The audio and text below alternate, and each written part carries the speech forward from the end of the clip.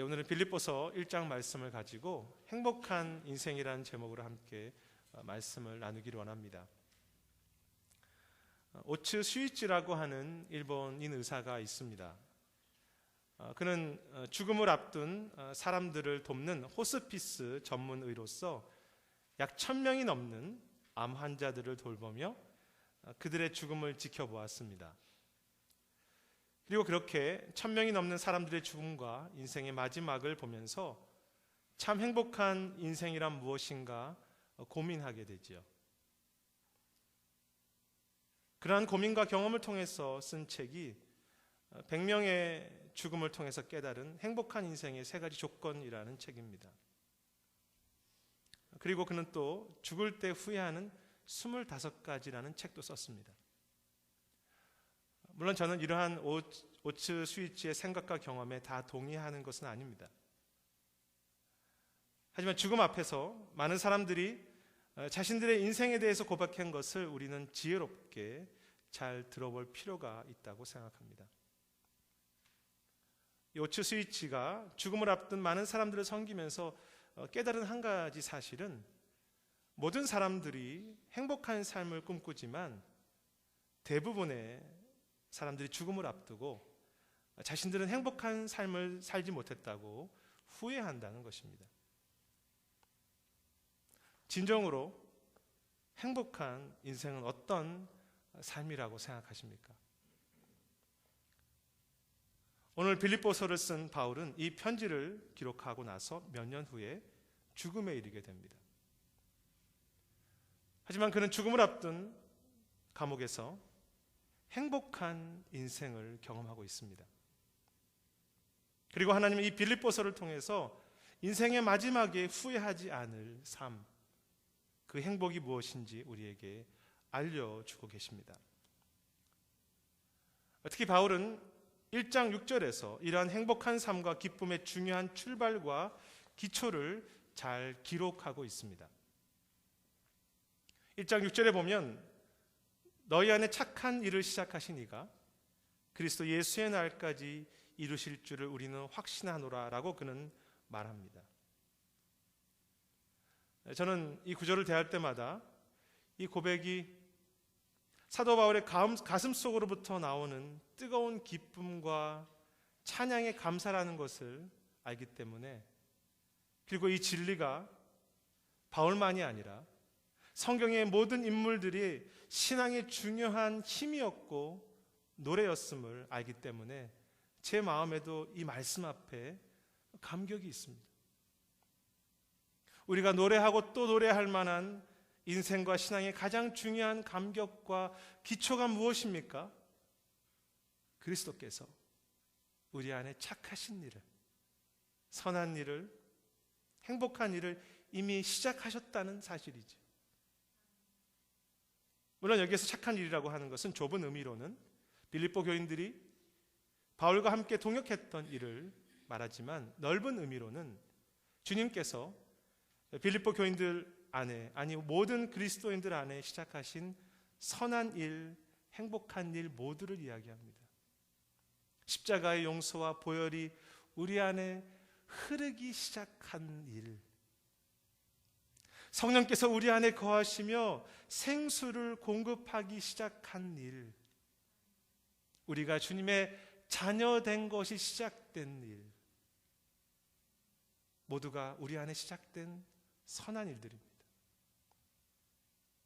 그런데 그렇게 선한 일을 시작하신 것만 감사한데, 그것만 해도 너무나 감격인데, 오늘 말씀은 그 일을 시작하신 분께서 그 일을 예수 그리스도의 날까지 끝까지 완성하고 이루어 가신다고 합니다. 무엇이 행복한 인생이고 무엇이 감사와 기쁨이 있는 삶입니까? 우리 속에 하나님의 선한 일이 이미 시작되었고 주님께서 그 선한 일을 끝까지 이루시고 계시다는 사실을, 그 진리를 깨닫고 그 사실을 날마다 소망할 수 있는 그런 삶과 인생이 아니겠습니까? 톰 라이트라고 하는 영국의 신학자는 이 빌립보서 이 구절을 해석하면서 이 구절에서 우리는 그 바울의 마음속에 있는 감격스러운 고백을 듣게 되는데, 그 고백은 하나님께서 우리의 삶 속에 선한 일을 시작하신 창시자일 뿐 아니라 그 일을 이루시는 완성자이시다라고 하는 바울의 뜨거운 감격이라고 했습니다.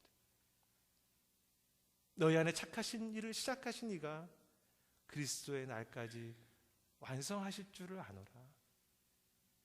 그것이야말로 노래하고 감격할 만한 행복한 인생이지요. 세 가지 행복의 조건 책에 보면 그 오츠 슈이치가 말하는 첫 번째 행복은, 그 인생의 조건은 헛된 욕망을 반으로 줄이고 자신의 삶을 부족하지만 그것을 받아들이는 것에 있다고 했습니다. 감사하는 삶이라고 할까요? 그리고 그는 그런 말도 이어갔습니다. 사람들은 자신들 속에 행복이 있다는 것을 잘 알지 못한다. 오히려 죽음에 이르러서야 자신 안에 행복이 있다는 것을 깨닫는다. 그래서 죽음을 앞둔 사람들 중에 너무나 행복해 보이는데도 자신의 삶은 너무 불행하다고 생각하는 사람이 있는가 하면, 겉으로 볼 때 어떤 사람은 너무 힘들고 거친 삶 속에서도 감사하고 복된 삶을 살았다고 행복하게 인생을 마치는 사람도 있다고 했습니다. 깨닫고 감사할 수 있는 행복. 그리고 그의 다른 책 죽을 때 후회하는 25가지에 보면 대부분의 사람들이 마지막에 후회하는 것 중에 하나가 사랑하는 사람에게 진실로 고맙다는 말을 전하지 못한 것이라고 했습니다. 내 인생에 이미 주어진 것에 대한 감사, 나를 사랑하는 사람들에 대한 감사를 놓치는 것이야말로 불행한 삶이라는 것이죠.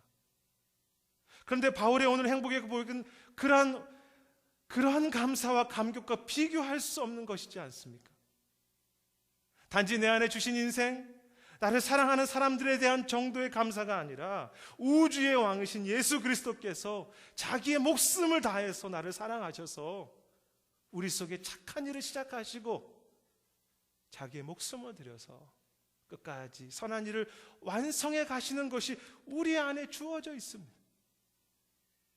그것을 깨닫고 믿고 소망할 때 바울의 마음속에는 자연스럽게 자신이 얼마나 행복한 삶인지에 대해서 깨닫는 기쁨이 있었던 것입니다. 내 안에 착한 일을 시작하시고 이루어 가시는 그리스도의 눈으로 나의 삶을, 내 인생을 볼 수 있다면 그것이야말로 정말 행복한 인생입니다.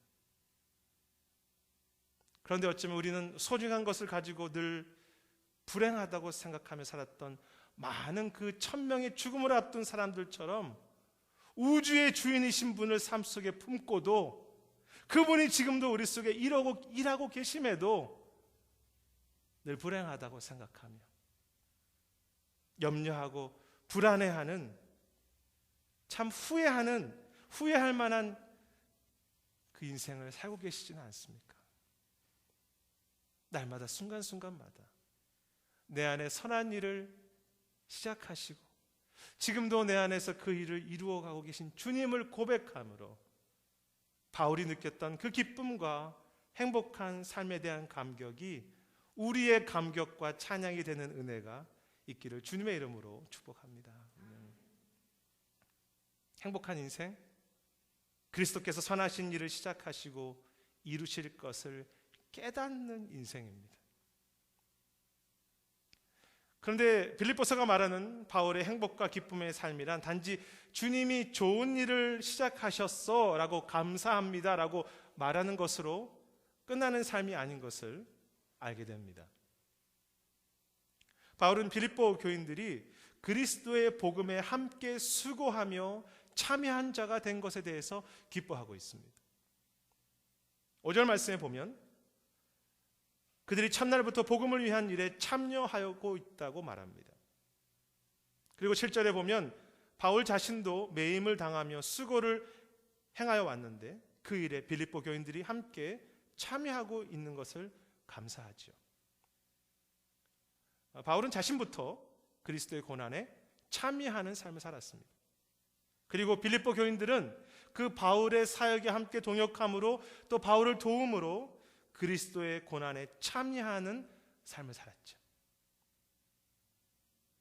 빌립보 교인들은 바울이 처음 빌립보에서 사역할 때부터 가정을 개방하고 사역을 도왔을 뿐만이 아니라 그가 2차 전도여행 마게도니아 지역을 다닐 때 데살로니가와 고린도에 있을 때 에바브로디도를 통해서 헌금을 보내기도 했습니다.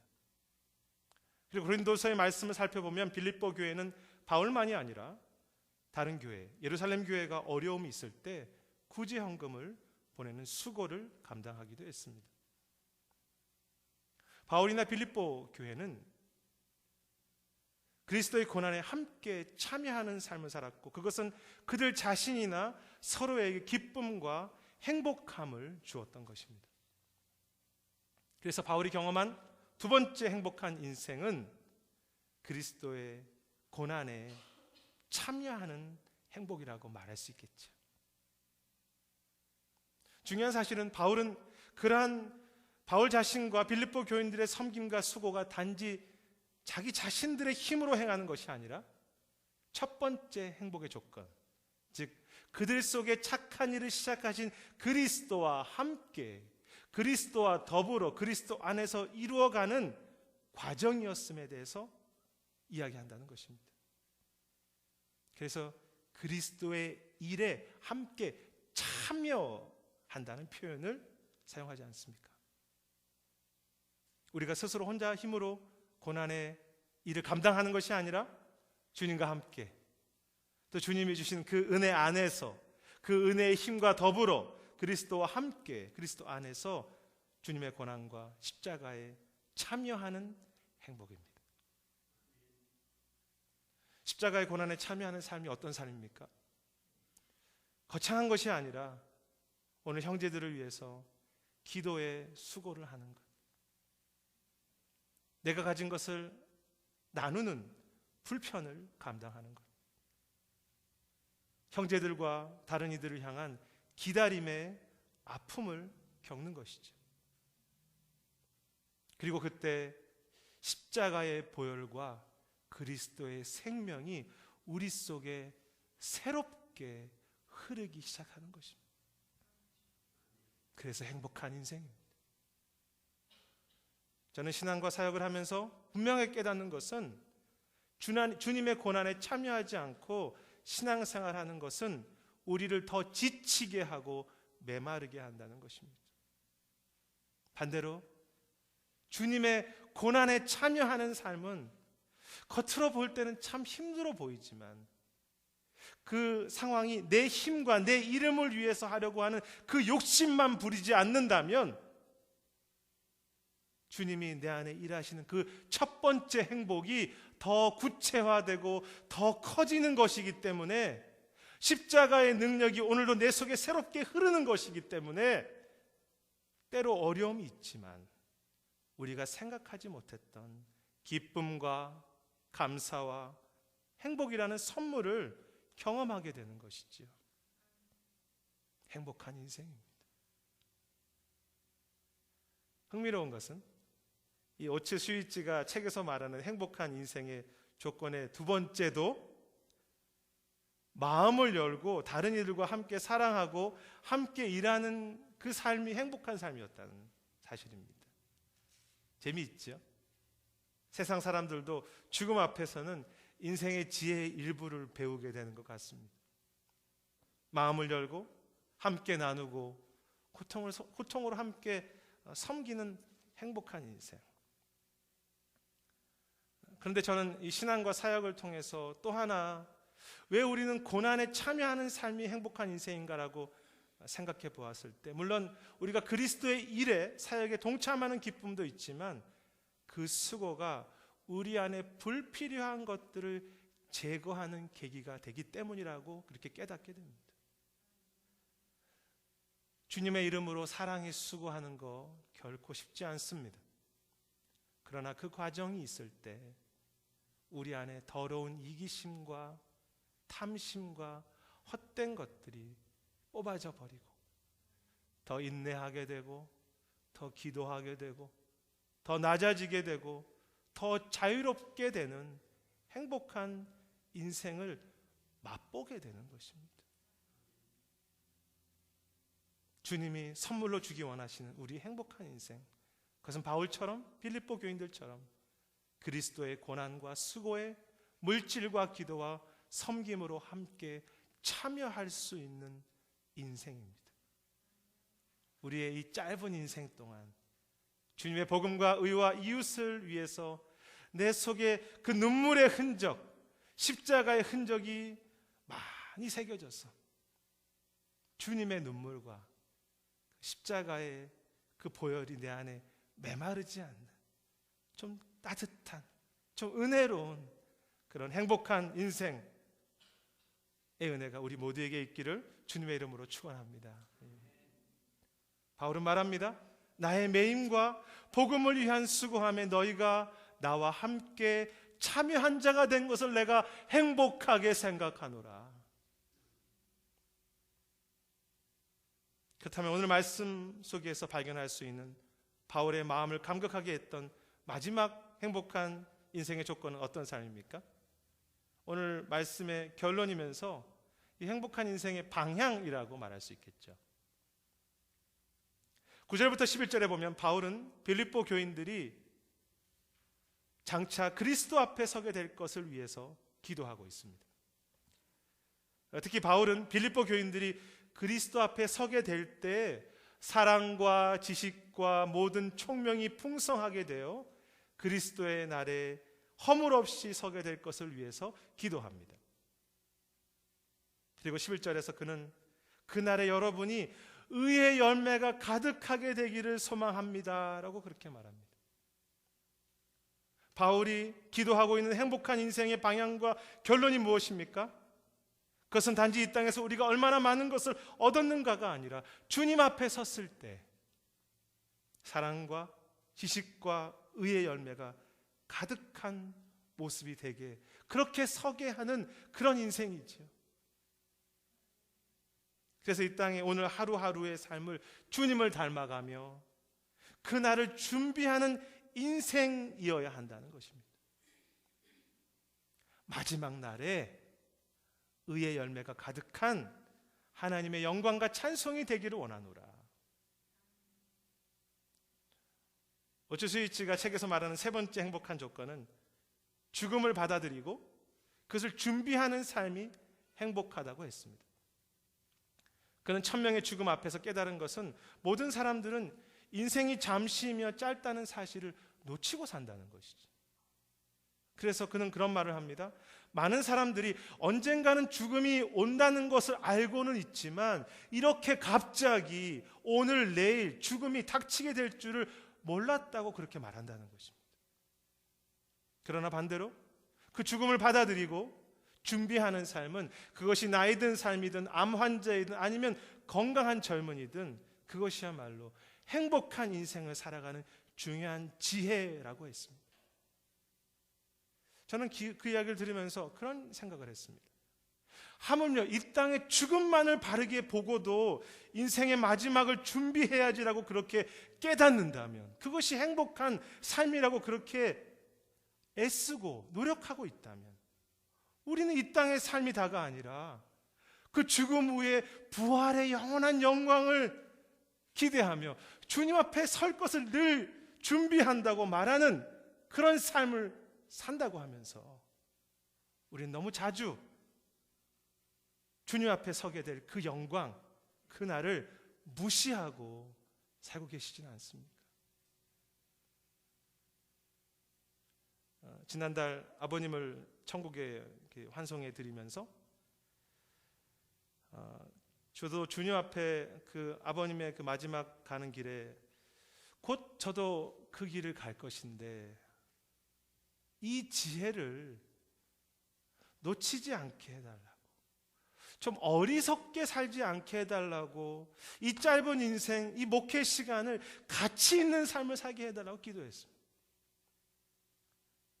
그런데 아버님이 생전에 저에게 늘 하셨던 과분한 말씀이 있는데, 그것은 하나님이 욥기 1장에서 욥에게 욥을 자랑하신 내용입니다. 하나님께서는 욥을 자랑하시면서 그는 정직하고 온전하며 하나님을 경외하며 악에서 떠난 자라고 그렇게 자랑하셨는데, 아버님 생전에 저에게 전화하실 때나 어머님을 통해서나 오천호 목사가 그런 목사라고 자기는 믿고 있고 또 그렇게 될 것이라고 말씀하셨던 그 기억을 제가 합니다. 아버님의 유언과 같은 말씀이죠. 물론 지금도 그 말씀과는 저에게 전혀 어울리지 않은 삶을 살지만 그것이 아버님의 유언이 아니라 정말 주님께서 저의 심령 속에 기대하는 삶, 그것이라고 생각할 때, 정말 주님 앞에 섰을 때 저도 곧 아버님처럼 그렇게 갈 텐데, 그 아버님의 유언대로, 그 주님의 기대대로 하나님만을 경외하며 정직하며 흠이 없으며 하나님 보시기에 정말 합당한 삶, 흠이 없는 자로 서겠다고 하는, 그 날을 준비하겠다고 하는 소망이 제 마음속에 순간순간 뜨겁게 일어나는 것을 경험합니다. 그리고 바로 그것이 오늘 사도 바울이, 저희 아버님의 유언 기도가 아니라 저희 사도 바울이, 그리고 주님의 그 마음을 담아서 그 빌립보 교인들에게 기도하는 내용이지요. 빌립보 여러분, 빌립보 교회 여러분, 우리가 장차 주님 앞에 서게 될 텐데 그때 허물 없이 의의 열매가 가득한 하나님의 영광과 찬송이 되는 행복한 삶이 되기를 원합니다. 우리의 이 짧은 인생을 살고 곧 주 앞에 설 때 다른 불필요한 것은 좀 양보하고 내려놓더라도 주님 앞에 흠없이 사는, 정말로 주님 앞에 드릴 그 하루의 의의 열매를 준비하는 그런 삶을 살아야 하지 않겠습니까? 그런데 흥미로운 것은 이 마지막 인생의 행복의 조건, 즉 의의 열매는 누구와 함께 맺어가는 것입니까? 11절에 보면 첫 번째 행복의 조건이었던 그리스도로 말미암아 의의 열매를 맺는다고 했습니다. 우리는 불가능하지요. 그러나 주님이 우리와 함께 할 때 주님께서 이미 시작하셨고 그것을 완성해 가실 것이기 때문에 그 주님 안에서, 주님 때문에 의의 열매를 맺을 수 있는 것입니다. 그래서 소망입니다. 그렇게 보면 바울이 말하는 행복한 인생의 세 가지 조건 모두에는 다 예수 그리스도가 들어있습니다. 첫 번째 행복한 인생은 예수님이 내 안에 선한 일을 시작하시는 것을 깨닫고 기대하는 삶입니다. 두 번째 행복한 인생은 예수님의 고난에 동참하는 삶이지요. 그리고 마지막 세 번째 행복한 인생의 그 인생의 모습은 예수님 앞에, 그 주님 앞에 설 것을 준비하면서 주님과 함께 그분으로 말미암아 의의 열매를 드리는 삶입니다. 그래서 오늘 짧은 1절부터 11절 본문에서 예수 그리스도란 말이 무려 7번이나 등장합니다. 예수, 예수. 예수님과 함께 춤추는 삶이라고 할까요? 이래도 예수, 저래도 예수. 그래서 행복한 인생의 조건 하나를 이야기한다고 한다면 오직 예수님입니다. 결국 예수님으로 시작해서 예수님과 함께 고난받고 예수님 앞에 설 것을 준비하는 삶, 가장 가치 있고 위대하고 소중하고 행복한 삶입니다. 그 예수님이 여러분들과 함께 하시지 않습니까? 그 예수님 우리와 함께 걷고 계시지 않습니까? 그 예수님을 향해 우리는 곧 갈 것이 아닙니까? 가치 있는 삶이죠. 그런데 저는 이 예수님과 함께하는 행복한 인생을 너무 거창한 일이나 인생 전체 속에서만이 아니라 매일 하루를 그렇게 예수님이라고 하는 분과 함께 춤추는 행복을 경험하는 삶을 살아갔으면 합니다. 아침에 눈을 뜰 때마다 오늘도 주님이 내 안에서 착한 일을 시작하시고 그것을 끝까지 이루심을 믿고 기대하는 하루가 되는 것이죠. 짧은 하루를 살 때 가정과 교회와 직장과 이 지역 사회를 위해서 주님의 이름으로 고난과 수고에 참여하는 삶의 행복을 누리는 것입니다. 그래서 우리 속에 그 주님과 함께하는 의의 열매가 많이 맺혀져서 그 작은 하루 속에서도 마지막에 잠들기 전에 오늘 어떤 열매를 주님 앞에 드릴 수 있었을까 점검하고 그 주님께 나의 삶을 드리며 살아가는 행복한 인생입니다. 우리 하루를 그렇게 예수님의 이름으로 드리는 살아가시는 분이 많다고 제가 알고 있지만 이 아침에 다시 우리가 우리의 이 짧은 인생을 다시 예수로 살기로 결단하기 원합니다. 그렇게 될 때 때로 눈물 흘리기도 하고 힘든 고난의 날도 있지만 예수님으로부터 흘러나오는 기대하지 못했던 기쁨과 감사와 위로와 역사하심과 담대함이 우리 속에 드러나며 바울이 느꼈던 그 감옥 속에서 죽음을 앞두고 봤던 그 모든 행복한 인생에 대한 감격이 우리의 것이 될 줄 믿습니다. 아멘. 말씀을 정리하고자 합니다. 오츠 스위츠의 행복한 인생의 조건의 끝부분에 보면 재미있는 표현이 있습니다. 춤추는 벚꽃처럼 그렇게 라는 표현이 나옵니다. 좀 독특한 표현인데요. 춤추는 벚꽃처럼 그렇게. 그 뜻은 벚꽃은 아주 잠시 피다가 사라지는 꽃이죠. 그런데 그 꽃이 죽고 떨어질 때 자신이 죽어가고 지는 것을 하지 않고 오히려 땅을 향하여서 아름답게 떨어지면서 이렇게 내리는데 저자는 그 벚꽃이 떨어져 죽어가는 모습을 마치 춤추듯이 눈처럼 내린다는 표현으로 그렇게 했습니다. 죽어가지만 그 꽃이 눈꽃처럼 춤춘다는 것이죠. 그리고 말하기를 우리의 인생의 짧은 인생, 아픔도 죽음도 그렇게 아름답게 받아들이라고 했습니다. 자연 속에 나무를 볼 때도 잎새 하나에도 참 지혜가 있습니다. 잠시 피었다가 지는 벚꽃처럼 우리도 이 땅의 인생을 잠시 살며 어려움과 아픔이 있는 인생이지 않습니까? 하지만 끝까지 아름답게 떨어졌던 그 춤추는 벚꽃처럼 우리도 주님께서 시작하시고 주님이 우리와 함께 하시면서 우리가 주님의 고난에 참여하고 그 주님 앞에 서는 것을 준비하는 예수의 이름이 우리 삶 속에 곳곳에 드러나는 예수님과 함께 끝까지 마지막까지 춤추고 우리의 인생을 마감할 수 있다면 그것이야말로 진정으로 아름다운 삶, 행복한 삶이 아니겠습니까? 저와 여러분의 삶이 주 앞에 설 때까지 그 예수 그리스도 때문에 춤추는 그런 삶이 되기를 원합니다. 바울이 이야기합니다. 우리 속에 착한 일을 시작하신 이가 그리스도의 날까지 이루실 줄은 우리는 확신하노라. 마지막 날에 예수 그리스도를 말미암아 의의 열매가 가득하여 하나님의 영광과 찬송이 되기를 원하노라. 짧은 인생, 짧은 하루, 인생의 마지막에 주 앞에 섰을 때 후회하지 않도록 예수 그리스도의 이름만이 우리 삶 속에 깊게 새겨진 십자가의 보혈이 오늘도 우리에게 행복하게 흐르는 하나님의 찬송과 영광이 되시길, 그런 행복한 인생이 되시길 주님의 이름으로 축원합니다. 기도하겠습니다. 주님, 너무나 복된 인생이고 감히 그 무엇과도 비교할 수 없는 예수 그리스도를 품은 인생들이 우리 모두입니다. 주님, 깨닫게 하옵소서.